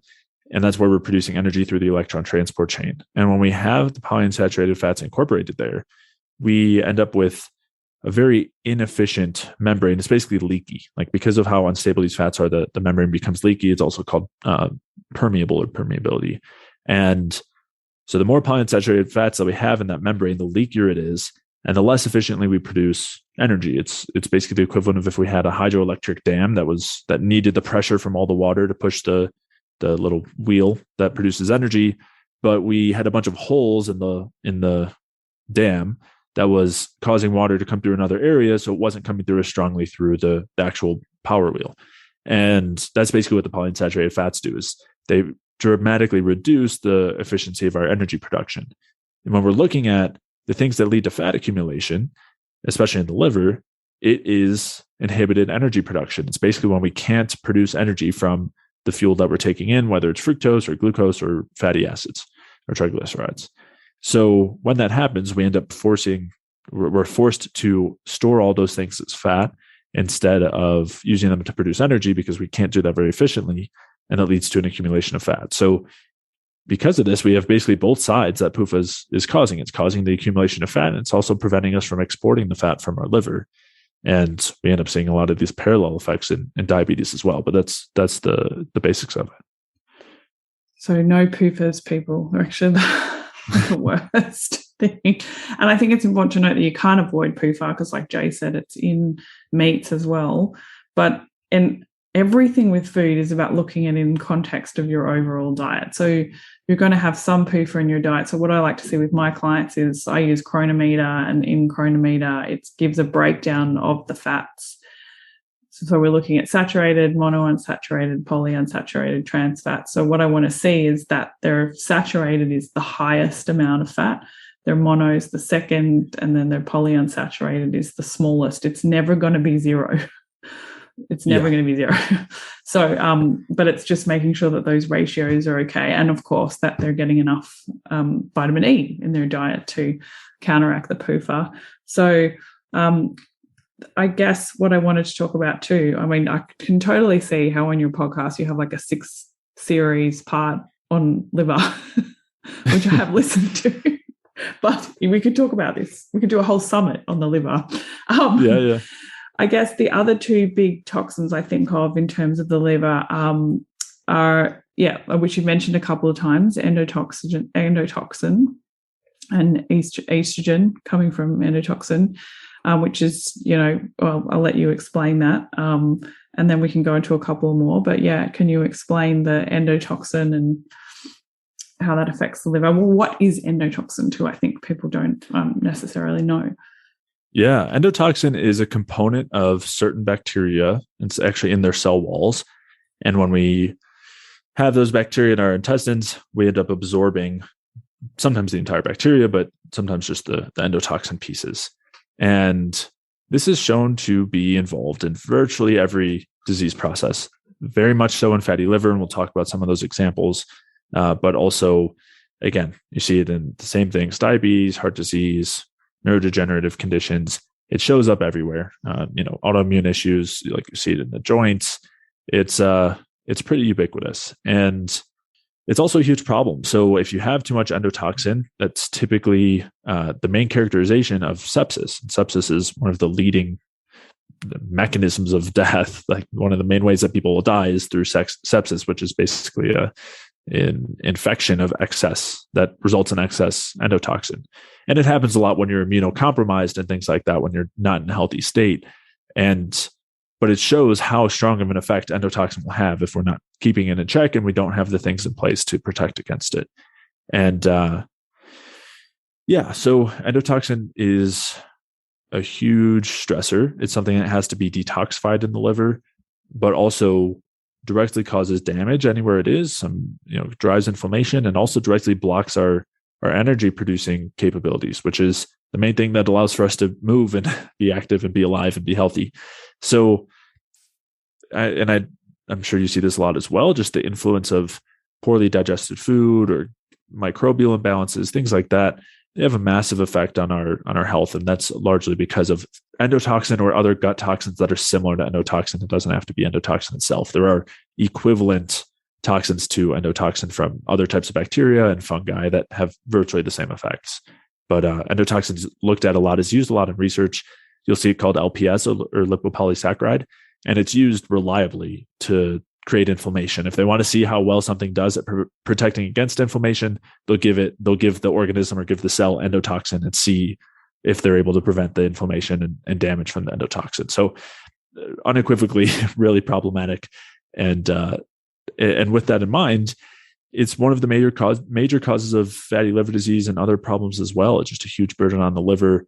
It's the main reason through which, I kind of brought up those two examples earlier. For one, with the fructose, if they give antibiotics, for example, and then they measure endotoxin levels and things, they find that fructose plus antibiotics and without endotoxin doesn't cause any issues, but fructose with those things is what causes fatty liver. They do the same thing with alcohol as well. If you have a lot of alcohol, it causes intestinal permeability and also increases endotoxin producing bacteria. And with the intestinal permeability, that's basically leaky gut is the other name, and that allows more endotoxin to enter into the bloodstream. And alcohol will do that. And that's part of the main reason how you get alcoholic fatty liver disease, which is essentially the same as non-alcoholic fatty liver disease, just you're using alcohol instead of things like PUFA and endotoxin, and it's the same process. And so if you, again, they do the same thing with alcohol. If you remove the microbiome, so there's no endotoxin producing bacteria, either through antibiotics or with germ-free mice, then they find that the alcohol does not cause fatty liver disease to anywhere near the same extent, or really at all. I mean, eventually it would, because it still causes problems in the liver, but way, way less so. So you see it as one of these main, one of the primary factors driving the pathology that we see in fatty liver disease. And so saying that's a reflection of what's going on everywhere. And you see it in all sorts of other chronic disease processes as well. So yeah, endotoxin is a huge problem there. And you mentioned estrogen, and estrogen synergizes with it pretty nicely as well. I don't know if there's anything else you wanted to touch on with endotoxin first, though. Well, I think, I guess what people think of is, it's a gut issue, a bacteria in the gut issue. So therefore I need to do more detoxes and cleanses to clear up the endotoxin. Which I think we've touched on is a burden on the liver, but it's also not the solution to get rid of the endotoxin. Do you want to talk about how we keep the endotoxin in check? Because again, it's not something that you can avoid because it's in our environment, and you also need a certain amount of bacteria that are what you would say is negative to balance the gut. But how do we keep that in check? Yeah, so there's a few pieces here. For one is we want to make sure our gut is rather impermeable. We don't want to be disrupting that gut barrier, because that allows a lot of things to come into our bloodstream that we want to stay in our gut. So that's one piece of it. We can talk through ways to do that. And the other piece would be reducing the production of endotoxin. As you said, we're never going to have no production, but we definitely want to do the things that are going to minimize that. And so with both of those pieces, the first thing is always going to be eating easily digestible foods. So when we're eating foods that have a lot of anti-nutrients, things like nuts and seeds and grains and legumes, we don't process them well to get rid of those anti-nutrients, like fermenting wheat to create sourdough or soaking oats or something like that. If we don't do those things, there are anti-nutrients that are in these, especially the nuts and seeds and grains and legumes, that have some direct effects here. So for one is they'll directly drive intestinal permeability, basically causing a lot of things to come in from a leaky gut, coming in from the gut that we don't want to be entering our bloodstream unregulated. But they'll also directly drive imbalance in the microbiome and can favor the bacteria that are producing endotoxin, and also just lead to more feeding of those bacteria with a lot of excess fibers and things that are kind of going on unchecked, which is part of what causes that issue. So the easiest thing there would be to either considerably reduce the intake of those things, or to make sure that if we are eating them, that they're well prepared, we're fermenting them or soaking and sprouting them, which helps to reduce those anti-nutrients. And one of the most common anti-nutrients that everyone talks about is gluten. Everyone knows gluten can be a problem and directly causes a lot of these things, especially the intestinal permeability that will drive a lot of endotoxin exposure and cause these issues. But the good news is there's also a lot of foods that help to do the opposite, to keep those harmful bacteria less fed and less proliferative, and keep our intestinal barrier sealed. For one, that's going to include whole fruits and also some of the fruit vegetables and cooked vegetables as well. So, and these have a few different effects. One of the main ones, beyond just applying glucose, which helps to keep in our barrier intact, is having enough glucose. We need to have that there to keep a happy intestinal barrier. A couple of other things that they do.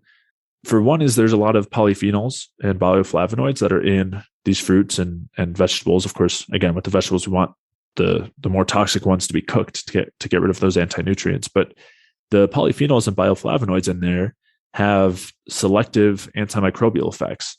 And so basically what they find is that they're really effective at decreasing the production of the quote unquote bad guys and supporting the production of the quote unquote good guys, and helping to balance our microbiome in that way. So that's a huge factor in supporting our microbiota, supporting our microbiome, is having adequate amounts of fruits. Again, fruit juice, dried fruits are all good options there as well.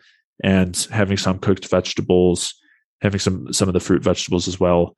And also some roots and tubers. So Like raw carrots and raw radishes work really well to do the same thing. They have those same selective antimicrobial effects and some extra fiber to kind of help clear things through and keep a good motility.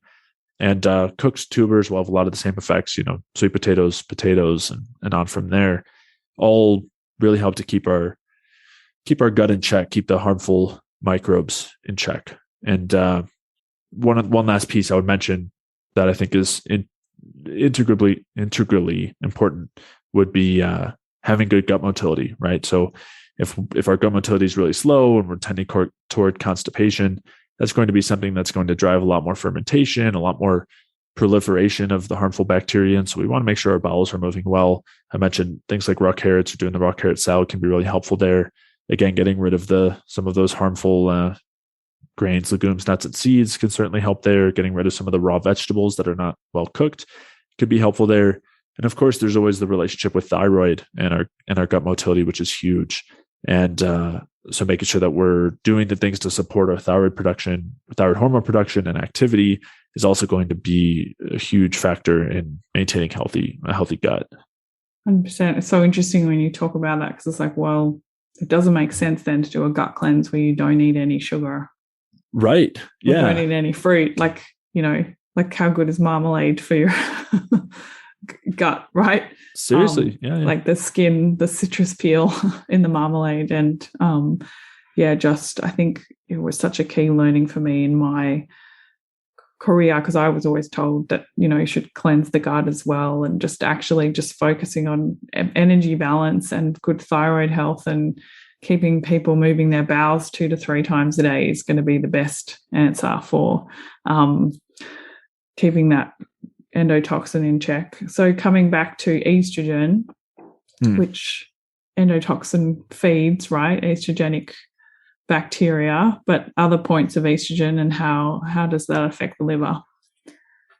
Yeah. So estrogen is another major stressor on the liver. It is, as you said, the production of it is increased with endotoxin, and it tends to synergize with endotoxin as well. It's again something that we see as a huge burden on the liver. It's going to lead to a lot of the issues that we've discussed in terms of reducing T4 to T3 conversion and potentially reducing our ability or capacity to store glycogen. And again, it's something that we have to excrete through our bile, which again means that we have to run it through those energy-intensive detoxification pathways. So it's certainly a problem in that way. And then we see, we were talking earlier about how when something is toxic, it amplifies other toxic processes, whereas when something is beneficial, it opposes them. So we saw that opposition between fructose and alcohol. Well, we see the opposite with estrogen. So estrogen is really great for amplifying the problems that are caused by endotoxin or the problems that are caused by alcohol, which again, the alcohol and endotoxin go hand in hand. So there's one study in particular that shows this very clearly, where they had given, I'm pretty sure it was some sort of rodent, I'm assuming it was rats. They gave them endotoxin, and there was 2 groups, and one they gave just endotoxin, the other they gave endotoxin with estrogen.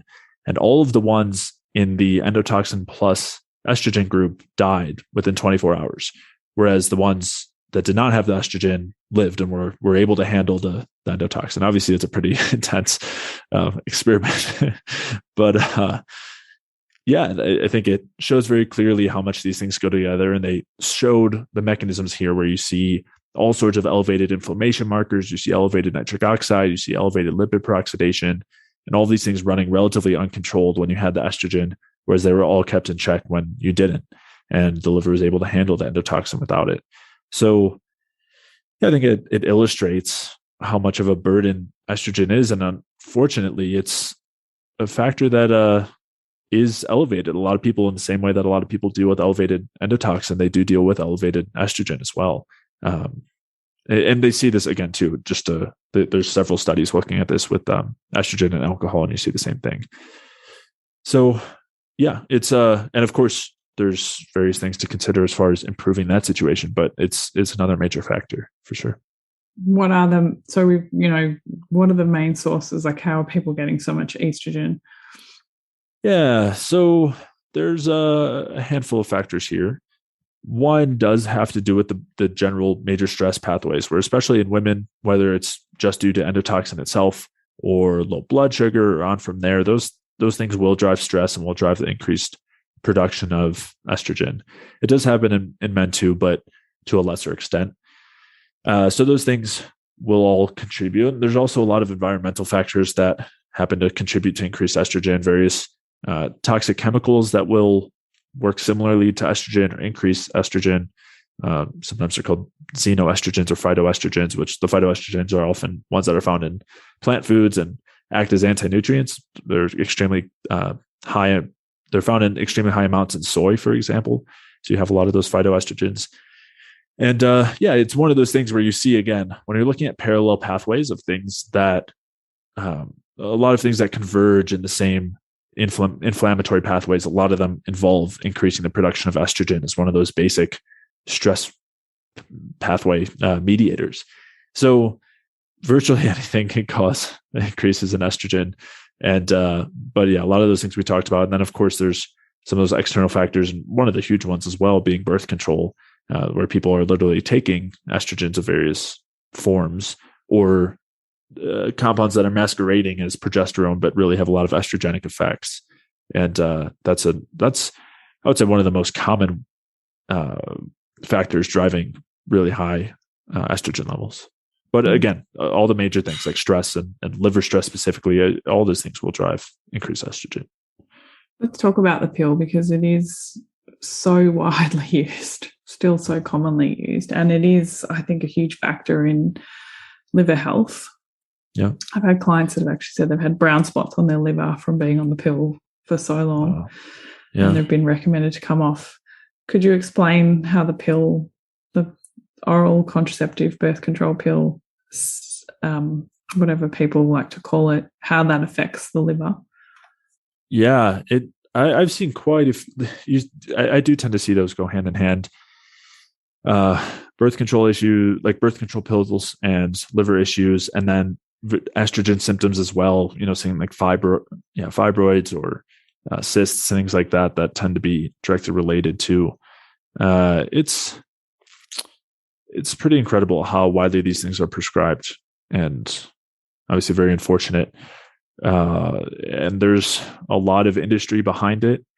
We detailed a little bit of this, but Carla Rothenberg did some really great work discussing the estrogen industry and how manipulative and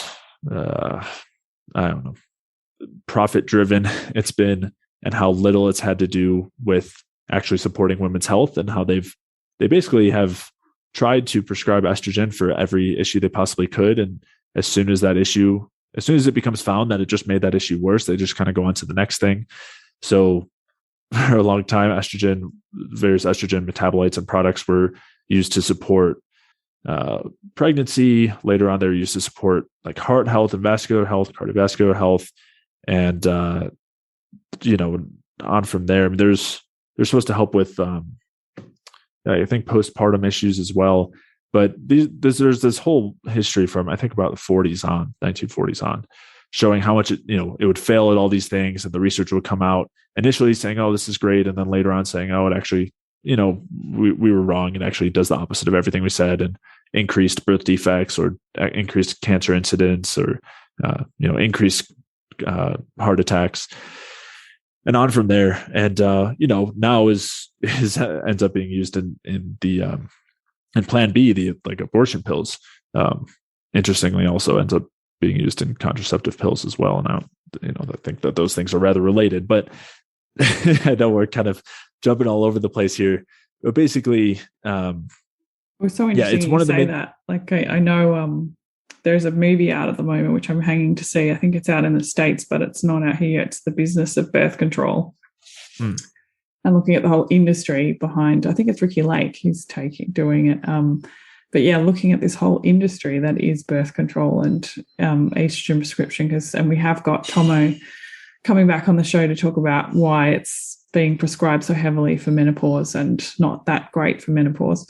But yeah, it's a huge industry. It is absolutely huge. And I do not have one client who has not felt better or remarkably improved their health by coming off birth control. And yes, it's a process. You do need to have detoxification process from it, but also, obviously you have to take the responsibility of your sexual health, and you're not getting pregnant if you don't want that. But the health benefit, it never ceases to amaze me how much better women's lives are when they come off the pill. I think it's probably one of the worst things that was ever invented for women. I'm really keen to see this movie.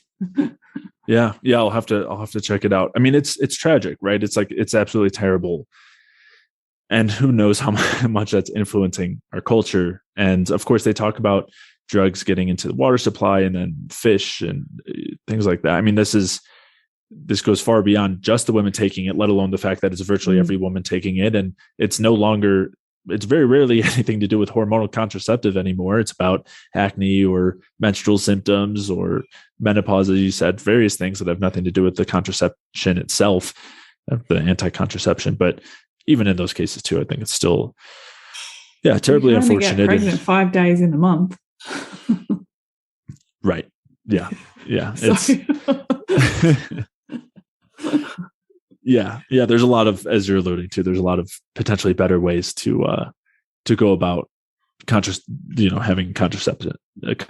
But it's I think it's one of the worst things, as you're saying, like one of the worst things plaguing our society and people's health. And I see it again in virtually all the women I've worked with. There's very, very few that haven't been on birth control for an extended amount of time, and as you said, haven't had very clear negative effects from it, and that it hasn't caused lasting negative effects for afterward. Again, as you're saying, things that we can heal from, but it's so unfortunate that this is what's going on.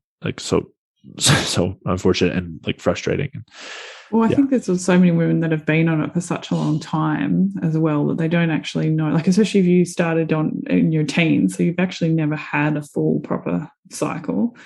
You don't know what it feels like to not be on the pill, so you don't associate there being anything wrong with the pill. Or then people stop taking the pill and they feel worse first. When I came off the pill, I immediately dipped into a thyroid crash because of what it does to your liver and thyroid hormone conversion and all that kind of stuff. And so then people go back on the pill rather than go through the process of healing the physiology that's been damaged by the pill. It's not the pill that saved you, Yeah.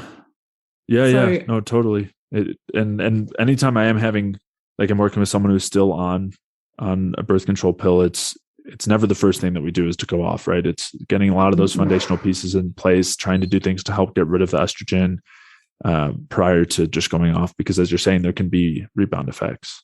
Yeah, and you need that liver support and, minerals. The pill really depletes you of minerals. So looking at zinc and selenium, copper. And I guess speaking of minerals, I think one of the problems for the liver is iron. Would you say iron's really quite impacts the liver? Iron overload, which some people listening to this might not have heard of. I think we touched on a little bit in Tomo's episode, a little bit in Matt's episode as well, as this concept of coming up on a blood test with low iron and being labelled anemic. But actually the iron's not in the blood, it's in the tissues. Yeah.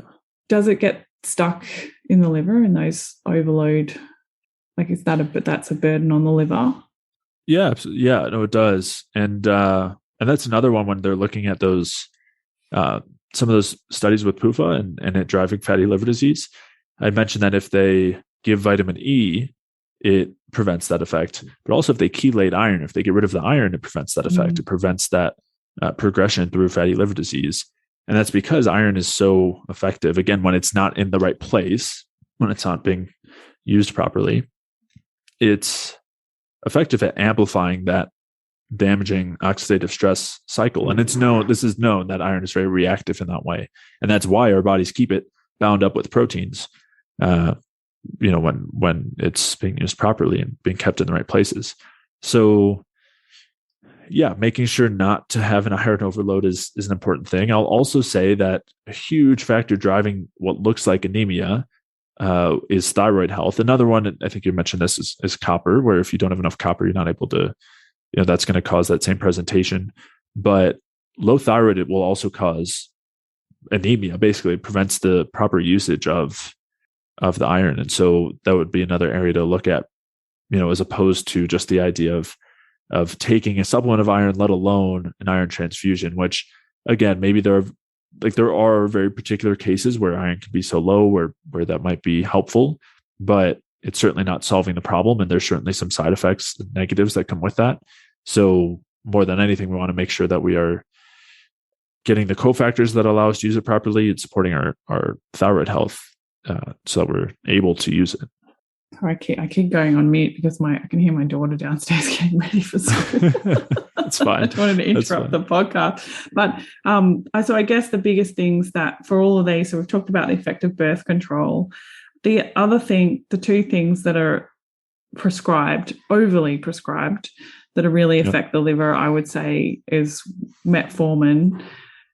And of course, metformin is prescribed for people who don't know to control high blood sugar or that pre-diabetic type 2 diabetic state.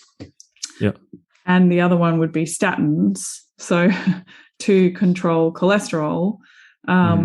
Do you want to just touch on why those two things are so damaging for the liver and ways that we can actually support healthy cholesterol and healthy blood sugar? I mean, we've talked about that, but you could probably just bring it back to what we talked about before. Yeah, and I think the statins are a good place to start, because if you're on the statin long enough, you'll be on metformin pretty soon. Because one of the side effects of statins is diabetes, is that it increases insulin resistance and diabetes. So yeah, what statins are doing is they're blocking our cholesterol production. And again, this comes back to that reductionist idea that the cholesterol in our blood is what's causing heart disease and causing plaque buildup.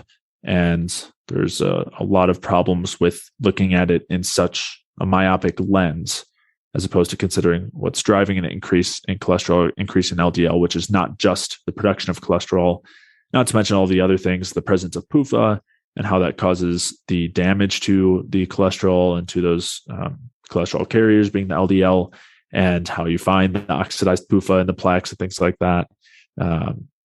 The influence of low thyroid activity causing elevated cholesterol due to a lack of conversion. But so with all those things in mind, what I'm trying to get at is that cholesterol is not the problem. And so when we take a statin, we inhibit our production of cholesterol, and it causes a ton of effects. I won't call them side effects. I know I did earlier, but I shouldn't call them side effects, because they're pretty much direct effects of not having the cholesterol there. And that's because cholesterol and the pathway of producing cholesterol produces a ton of really valuable and important nutrients, essentially, cholesterol being one of them, that we use in various capacities. So one of them is that cholesterol is the precursor to all of our steroid hormones. And this includes pregnenolone, progesterone, DHEA, all of the androgens, and on from there. And so if we don't have enough of this cholesterol precursor, we're going to end up with low amounts of those steroid hormones. And those steroid hormones help us maintain our metabolism and our reproductive health. And so that's a huge factor. Another thing is that when you block the cholesterol production pathway, you end up blocking the production of CoQ10, which is integral to our energy production. And this is why at least some subset of people are now being prescribed CoQ10 with their statin. It's still, I think, a pretty low percentage, but at least some. For some people, that's going on. And and so then you also have the other various important factors or important places that cholesterol has its roles, like in our immune health, for example. So we talked about how how our liver needs to detoxify endotoxin. Well, one of the main ways that it does that is through cholesterol and the further metabolites of cholesterol, as well as the bile, which helps to excrete the endotoxin. And so when we decrease our cholesterol production, we reduce our ability to detoxify things like endotoxin. We also decrease our immune function as a whole, because cholesterol, as well as the cholesterol carriers that help to carry the cholesterol to different places like the LDL, are vital for our immune health. They help to actually deactivate bacteria and fungus and preventing them from exerting their damaging effects, while also helping to actually heal the areas that are damaged. And so when we reduce cholesterol, we use a statin, we also reduce our immune function as well. So yeah, we see a plethora of issues here. And of course, they all play out in the liver as well. You're going to see inhibited energy production in the liver, which leads to way worse detoxification. As I said, also lower cholesterol and lower bile production, meaning less detoxification through those routes, as well as lower thyroid conversion. Going to see a liver under more stress. It's not going to store glycogen as well on from there. So you're really going to see a lot of problems there. And again, this becomes illustrated or exposed when you see the increased incidence of diabetes and insulin resistance from statins, which basically means that the statins are impairing our ability to oxidize or convert the glucose to energy. So when that illustrates it very clearly that we need cholesterol and the other parts of the pathway in order to be producing energy effectively. And we know that when we don't, that's going to cause a ton of problems, both in our liver and elsewhere. Should I move on to the metformin? Did the mute again for my daughter. It's okay. I saw. I've been forgetting that I put myself on mute. So yeah, I think, it's that the statins really disrupt that process in the liver, right? Which disrupt your ability to store glucose, affect your insulin receptivity, and then you end up on metformin. So yes, and how does metformin affect us and our liver? Yeah, and I should add also that there's a reason why we produce cholesterol, and normally there's a direct correlation between the amount of cholesterol we eat and the amount that we produce. So if we take in 300 milligrams, let's say we might only produce 1,500 milligrams, or if we take in none, we might produce 1,800. So we basically have a direct need for cholesterol, and we produce a lot of it. We produce it in our livers, and that's it's integral to all these reasons. And that has very little to do with the amount of cholesterol we produce. Has very little to do with how much is in our blood. So that's again part of the problem with this whole thinking. Again, if you fully stop or very heavily reduce the amount of cholesterol available, there's going to be less in the blood, but you can still have a ton of cholesterol available and not have much in the blood. And so that's, again, part of the problem with that myopic lens. But yeah, so when it comes to metformin, of course, increases our glucose disposal, which helps to lower our blood sugar. And when someone has diabetes and they see very high blood sugar, they see lower blood sugar, and that makes everyone happy because that's what we're supposed to look at as the marker of the diabetic state. But when we look at the way that metformin does this, it's about as bad as the statins, if not worse, which is basically that it does this by causing all of the disruption and dysfunction that things like PUFA and endotoxin do. So you might as well just give yourself one of those things instead. Basically, what it does is it blocks the function at our electron transport chain, specifically complex 1. And I'm pretty sure it's complex 1. And what this does is it drives a lot of oxidative stress, and it depletes our cells of energy. And when they don't have enough energy, they start relying on the backup kind of shorter pathways in order to produce all their energy. And so basically causes the same thing that we see that happens when we sprint or we use our muscles to a really intense extent, where we have so much energy needs at the time and we can't produce it fast enough that we have to rely a lot on glycolysis and lactate production. And that's also driven by metformin. Is basically what happens is we block our efficient energy production and make it very inefficient and force us to run through glycolysis in order to produce our energy, or ATP. And this works in the way that it reduces the amount of glucose we have available, because a lot of it gets used through glycolysis, and this leads to lower blood sugar. But what it also does is it ends up with a huge amount of lactate and also a huge amount of oxidative stress. And this is part of the reason why you see lactic acidosis as a side effect, so to speak, or a direct effect of metformin, not to mention a ton of other problems that come about from this excess lactate and excess oxidative stress, despite the fact that, yes, you see this symptom that's improved in terms of blood sugar. Now, interestingly, I know we talked a lot about endotoxin, and when it comes to both metformin and statins, it is worth mentioning that while these things are relatively toxic to us and cause these problems internally, they both have some antimicrobial effects in our gut, some antibiotic effects in our gut. And these actually can help to lower endotoxin. And I think it's much more likely that the benefits, because there are some, you see pluses and minuses, you see benefits and harms from these medications. And I think that those benefits can really be attributed to those effects on the gut, in terms of reducing endotoxin. And really, there are benefits despite the extreme harm that's being caused elsewhere. And as we talked about earlier, there's lots of ways to reduce endotoxin that don't require these things. And I'd much rather to go those routes, or even start to look at herbal antimicrobials or even pharmaceutical antibiotics far before looking at something like metformin or a statin to do that. So yeah, I think that they're certainly not the best option for these situations. Yeah, I think that once you start, it's like anything, right? like as soon as you start going through that process of, I see X, so I'm going to do the X application to fix the X. And then the Y goes haywire. So now we need a Y problem solver for the Y problem. Right. And it just becomes this cascade. That's why you see so many people who are elderly and they have these warfarin packs. I don't know if you have those in the States, where it's like a pack, and the pharmacist makes it up for you, and it has all your pills for each day, because you're on so many pills by this stage.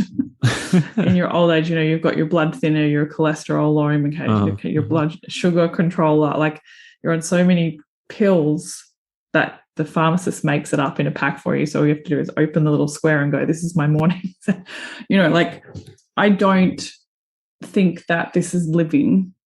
Like, we could argue and say, well, we're living longer because of all these medications, but you're on so many of them. And then, I don't know, what do you end up dying of? Kidney failure, or I don't know, a liver problem, or so yeah, I think that what you said before about you're hurting your future, you're borrowing from your future, is so important when we don't look at the root cause of these issues. And things like with statins and metformin, sometimes it really is just balancing blood sugar. Like, really learn how to use protein, carbs, and fats frequently throughout the day in the right ratio, the right time for you and your body, cutting out all those PUFAs, working on your stress. Like, people really take for granted how much stress affects your overall health and your liver health. And we can come up with much more simple solutions. But I think the problem is they feel like work for people, right? It's much easier to go, even in the health world, it's much easier to go, I'm going to do a liver cleanse for 6 weeks, twice a year, than it is to focus on balancing your blood sugar and working on increasing your carbohydrates or reverse dieting or whatever it is that you need to do, at the other end of the scale, where you've been dieting and doing so many health protocols. Because that's really interesting, isn't it? You can have non-alcoholic fatty liver disease from being a vegan, from doing the ketogenic diet, from doing the paleo diet. Like, how does that happen? I mean, I think that's really important to touch on. Like, the healthy things can mess us up. Healthy, in quote unquote, can mess us up as much as the standard American diet. Yeah, and I will say I've seen that from people coming from all of those different areas, having various degrees of fatty liver disease. And I've seen some people with fatty liver disease that's pretty severe. And you mentioned that, we don't want to get into the reductionist mindset of having one pill or one mechanism to treat every one symptom. And I will say that I've seen fatty liver disease symptoms and scans and markers on blood tests improve dramatically without doing much that's specific to the liver, just doing general things to improve someone's health. And you're right that you could say it's more work or it's harder in the short term, but in the long term, it's way easier than having to do a liver detox for 6 weeks twice a year, or having to be on a ketogenic diet, or having to be on a vegan diet or something like that. I mean, I think it's way easier long term. And in terms of how these things can happen in all those different situations, I mean, I think, we talked about how an energy failure and oxidative stress and inflammation is what drives fatty liver disease. And there's a lot of ways to cause that. We can cause it by not eating carbohydrates. We can cause it by giving ourselves a lot of endotoxin or consuming a lot of PUFA, and various other gut issues that, along with endotoxin, can be a huge factor. I think you tend to see different things in different camps, right? I think in the vegan and vegetarian, you tend to see a lot more gut issues, not to mention protein deficiencies, which are also going to contribute to fatty liver, where you can't export the fat. Then you've got the gut issues that's driving the production of fat. When you've got more paleo or ketogenic diets, you've typically got better gut health because you have less things that are irritating the gut. But sometimes you still have problems there with gut health when you have a very high protein carnivore type diet that's going to cause very parallel problems in the gut in terms of dysbiosis that drives endotoxin production and permeability and things like that. But even if you don't have that and your gut is healthier in the short term, as you were saying, that the lack of carbohydrates and the stress hormones that are induced there will drive fatty liver. And this is something I wanted to mention as well. I mean, we were talking about how fructose doesn't cause fatty liver and how that's always considered to be the culprit. And I don't know. I don't know. We talked about all the problems with a lot of the research, but a huge nail in the coffin is that when they look at the fat, like they do tracing studies to see where the fat is coming from in the fat production, and 60% of it is coming from the body's own fat stores that are being released due to stress hormones. Mm-hmm. So when you're increasing stress hormones, even if you're not eating any carbohydrates on a low carb diet, that's still just as much of a substrate. It's more of a substrate, more likely to be a substrate of fat, of hepatic fat production than the fructose is that you would be consuming anyway, considerably more. I mean, over twice as likely to be contributing there. So yeah, you can cause it through a lot of ways. I mean, of course, standard American diet tends to be a combination of all those things. I mean, you tend not to have low carb, but you tend to have gut issues. You tend to have a ton of PUFA. And, you tend not to be doing other things that are supportive of your health, like exercise and movement and getting enough protein and things. So that tends to be the worst of all of them. But yeah, you can definitely cause it with a lot of those different methodologies. Yeah, I mean, I'm seeing that more and more. People are in the health world having liver disease. And I just keep thinking about my mom, because my mom has been told that she has fatty liver or she's on the verge of having a fatty liver. She works in aged care, so she's a nurse. She does shift work. She goes for really long periods without eating. She can go the whole day without eating. Like, I'll be with her and I'm like, are you hungry? Yeah. And then she's like, well, I really can't have this coffee and this biscuit because that's what's giving me my liver problems. And I'm like, no, it's not the biscuit that you have when you go out one day a week to have that coffee with that girlfriend. That's not giving you fatty liver disease, right? And it's not the coffee itself either. It's the fact that you had coffee without enough food. It's the fact that you worked 3 crazy shifts and you ate one meal every 24 hours, really healthy meals. She eats beautiful Asian broths, rice, fruit, meats, organ meat. She eats really healthy when she does eat, but it's the under eating and the stress of like her imbalanced circadian rhythms. And, we're always trying to find the one thing that can fix us. You and I were talking about this before we jumped on. And I think that if we get too attached to this one thing, then we'll just drive ourselves crazy. Like we were talking about this before with the mold issue that I've had, and the mold protocol is, it's so prescriptive for the symptoms that I've, in my experience of doing it myself and helping people recover from the protocol, is that you do one thing and it's a staircase effect, right? It disrupts something else. Like, we were meant to eat all foods together in combination, not take out foods, and and we were meant to live a much less stressed life. Yeah.